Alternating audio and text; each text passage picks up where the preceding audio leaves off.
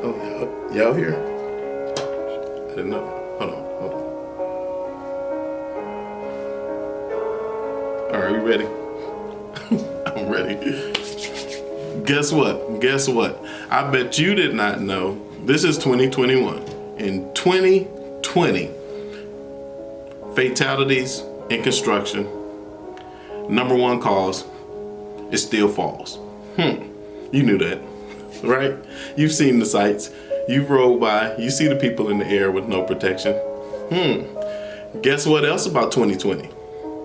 10 years in a row, fall protection is still the #1 cited violation by OSHA. What are we gonna do about that? Huh? Excuse my music, I'm enjoying that. But what are we gonna do about that? This video is not for everybody. Clearly it's not for everybody.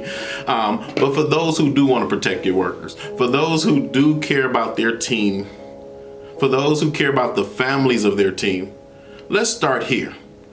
How about you do an evaluation of the type of work you do? In your location, at your office, if there's project sites, if there's job sites, in those situations, on those work, in those work environments, what falls are your workers exposed to? Now, I'm talking to construction right now. So construction, that's falls that are 6 feet or greater. General industry, that same requirement hits you at 4 feet. But right now I'm talking to construction and general industry. You can take from this what you will.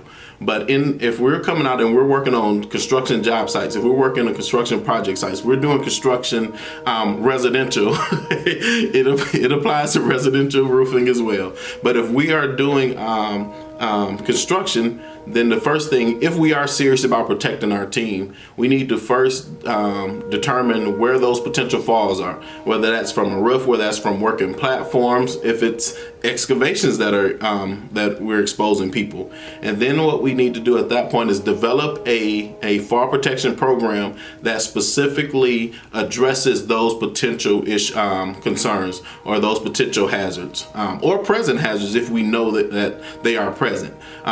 Then after we develop it, we need to implement it, and then we need to adopt it and decide, you know what, this is what we're going to do. Because it won't do any good to go out, do your evaluation, say this is where our people can fall and where they may die.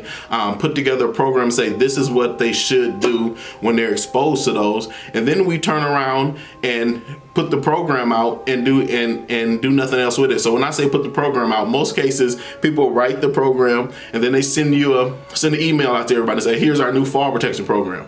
But did we train the workers who are exposed to those actual hazards on what this program is about, the elements of the program, what fall protection systems we're using in each situation? Because when I say fall protection, most people listening or watching this, the first thing that comes to mind is harness, lanyard, someplace to connect.